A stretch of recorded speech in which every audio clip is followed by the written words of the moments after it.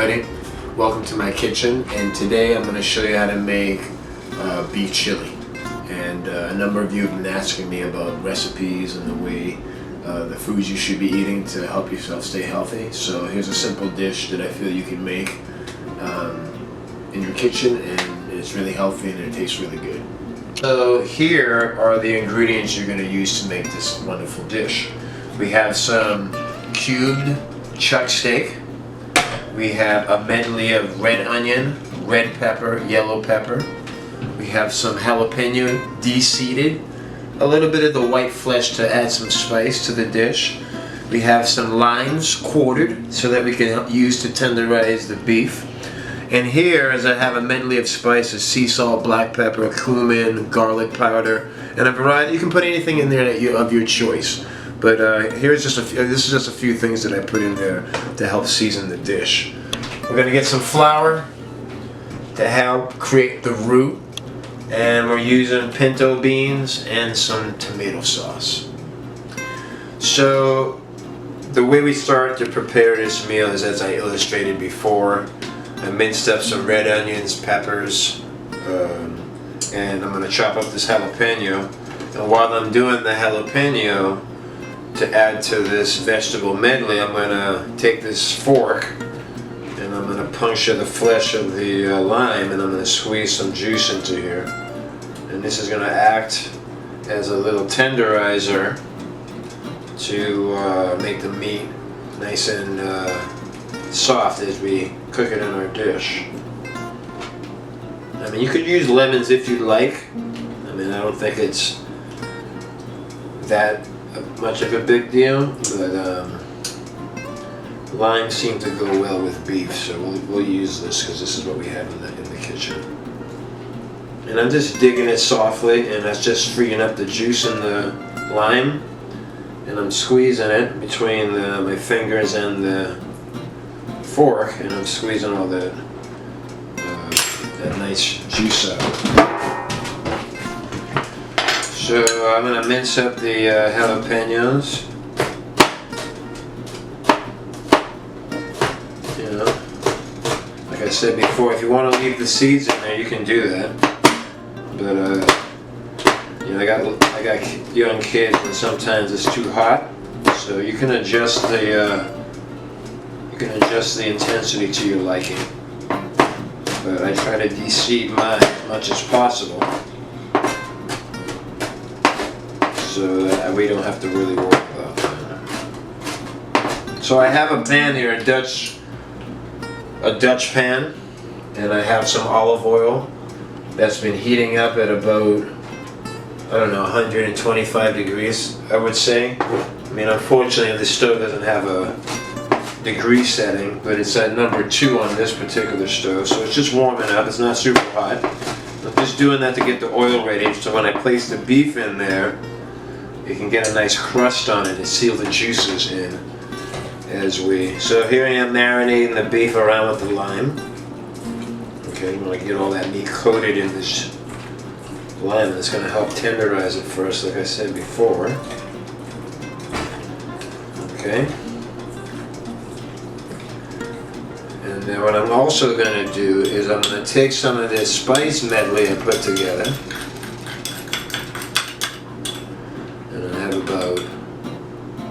About a tablespoonful, and I'm just going to sprinkle it on the meat, and after I do that, I'm going to turn it over. Okay, get it all coated. Might even put a little bit more, you know. I mean, you could prepare this beef the night before or a couple of hours ahead. I mean, it's Sunday, I went shopping, it is what it is, so I'm making it right the way it is. But when you, so I'm starting it on the oven, on the stove top, and then I'm going to move it into the oven, and I have the oven heating up at 375. I'm going to finish it in there. Okay, so I'm going to turn up the pan here a little bit.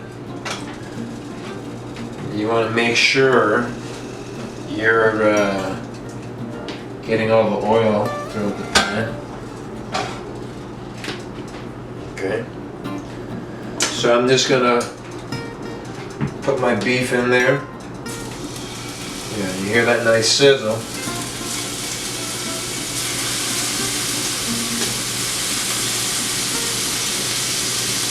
So I'm just gonna put it in there.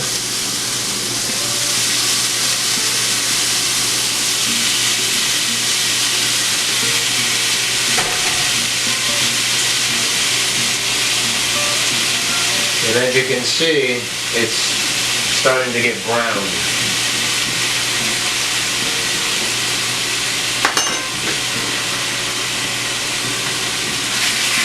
You want to stir it around in here because, again, you don't want it to burn. If you want it to get coated in the olive oil.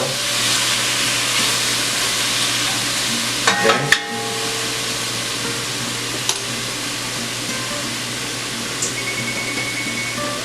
So the oven's already preheated to 375. So everything I'm doing here is just the prep work, right? I mean, you could finish it up on the stove if you like, but putting it in the oven, in a Dutch oven, kind of seals all the water in, and it just really helps to create a nice roux or a red sauce to complement this meat with the beans.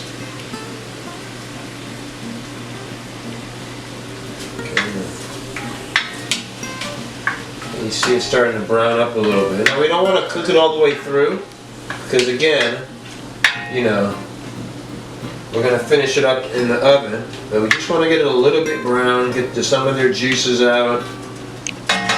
Okay. Okay, now I'm going to put my little veggies in here. So this is the red onion, red pepper, yellow pepper,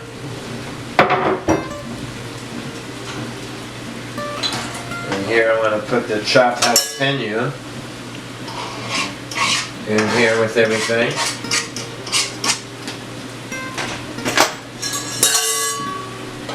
I'm going to stir it all around again.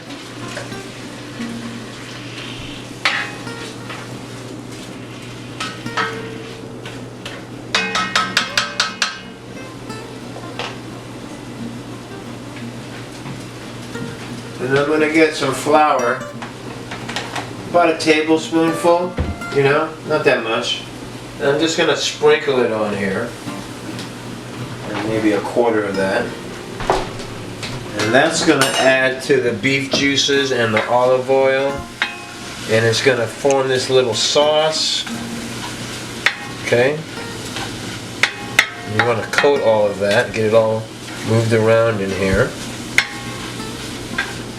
And again, we're getting the vegetables, chop them out really fine so that they, once they get in contact with the liquid we're going to put in here, it's just going to really just break down and add to the richness of the sauce that we're making.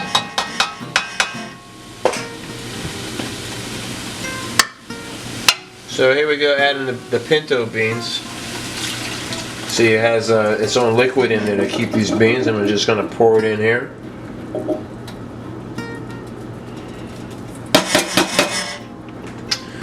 And I'm going to pour my red tomato sauce in there.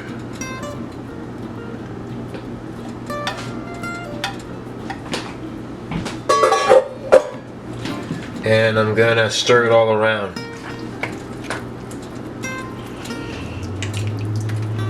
And we're going to let it get warmed up and let the flavors gel a little bit, again on the stove top.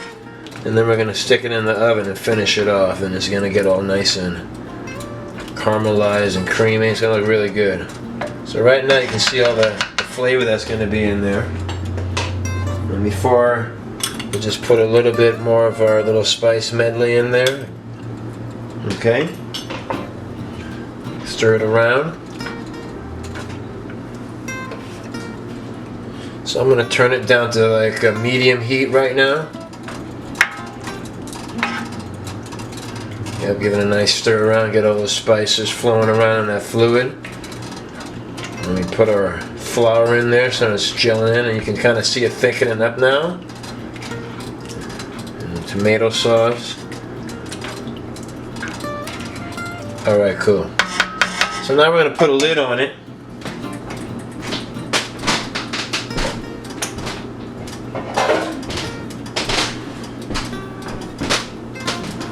And we're just going to let it center, I would say, on the stovetop for about 10 minutes. And then I'm going to put it in the oven at 375 for another 40 minutes. And then it should be ready by then.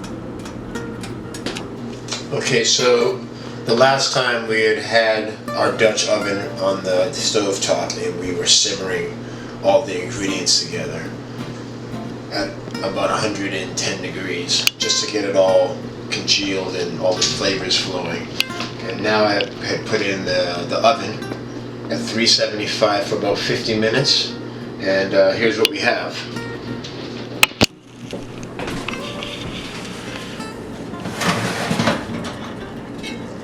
You can see how it's just simmering right there, and you can see how it's thickened up. So that roux that we created with the flour and the tomato sauce has created this nice little stew here with this lean cuts of beef here. So I just turned it off. So I'm just going to let it rest. Okay. And you can serve that with rice.